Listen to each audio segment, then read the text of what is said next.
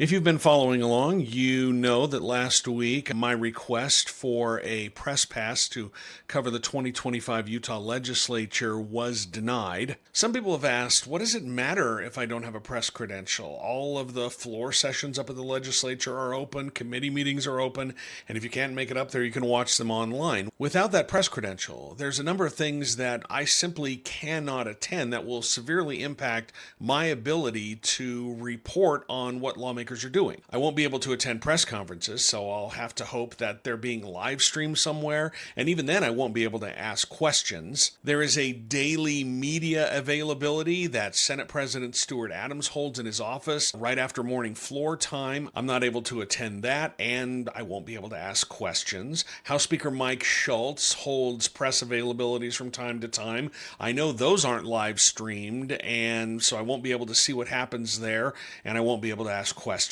They hold media briefings from time to time with lawmakers on subjects, and I won't be able to attend those. For instance, last year, Representative Ryan Wilcox proposed a bill that would take responsibility for the oversight of elections in the state away from the Lieutenant Governor's office and create a brand new Department of Elections. And they got so many requests for interviews to clarify what he was trying to do that they decided to hold a media availability. They brought a bunch of reporters into the room and Wilcox in so that he could tell us what he was trying to do with the bill. But that was only open to reporters who had a press credential, so no one else would have been able to come to that. There's one other thing you can't do without a press credential, and that is attend Governor Spencer Cox's monthly televised press conferences. You can't go there, and you certainly cannot ask questions without it. So as you can see, not having this severely constrains how I, as a journalist, do my job. Now, I've appealed that denial and pointed out some things to make my case. One,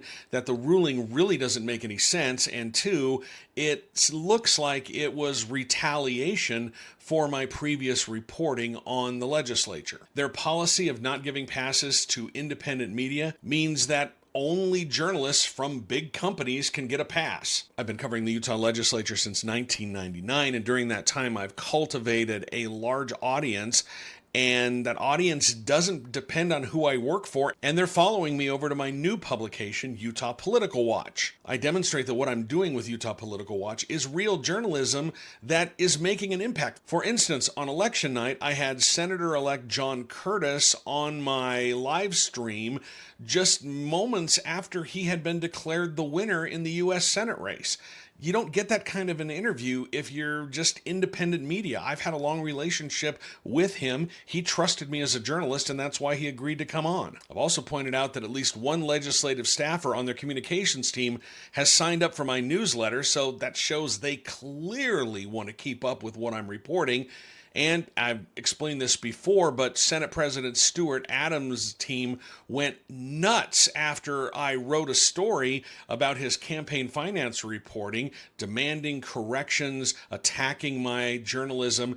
If my reporting doesn't matter, if I wasn't doing actual journalism with an impact, then why would that create such an overwrought response? Normally, you would just ignore it. Now, the point of all of this, aside from freezing me out, is to put other reporters at the Capitol on notice to fall in line, or else they could suffer the same fate, have their credentials yanked, and then they can't do their job. There's one last thing I would like to point out. Did you know that the Utah Constitution has a provision protecting freedom of the press? It's Article 1, Section 15, and it reads, and I'm quoting here, "No law shall be passed to abridge or restrain the freedom of speech or of the press." Now, to be fair, these rules governing press credentials aren't a law, they are rules, but I do find that provision of the Utah Constitution quite interesting.